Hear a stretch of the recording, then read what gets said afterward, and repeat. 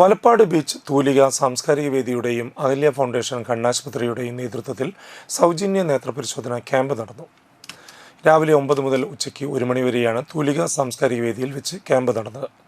തൂലിക സാംസ്കാരിക വേദി president Jayaprakash Valavath, secretary Suresh Manangattupadi, vice president Jyothibas Vikrancheri, joint secretary Kanaka Jyothibalan, librarian Shiny Shaji, Thoolika പ്രവർത്തകരായ പ്രിൻസ് നെടിയിരിപ്പിൽ, സുർജിത് വിക്രഞ്ചേരി, ഘോഷ് വിക്രഞ്ചേരി, സജിത് വിക്രഞ്ചേരി, ജിജീഷ് വിക്രഞ്ചേരി, ഷിജിൽ കാഞ്ഞിരപ്പറമ്പിൽ എന്നിവർ ക്യാമ്പിന് നേതൃത്വം നൽകി.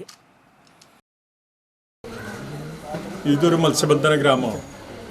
ഈ നാട്ടിൽ നിരവധി സാമൂഹ്യ പ്രവർത്തനങ്ങൾ നടത്തിയിട്ടുള്ളതിൻ്റെ ഒരു അംഗീകാരം നേടി ഈ നാടിൻ്റെ മനസ്സ് ഞങ്ങൾ ചേർത്ത് പിടിച്ചതിൻ്റെ ഭാഗമായിട്ട് തന്നെയാണ് ഇപ്രാവശ്യം ഞങ്ങൾ ഒരു സൗജന്യ നേത്രപരിശോധന ക്യാമ്പ് അഹല്യ ഫൗണ്ടേഷനോട് സഹായത്തോടു കൂടിയിട്ട് ഞങ്ങൾ തുടങ്ങിയിരിക്കുന്നത്.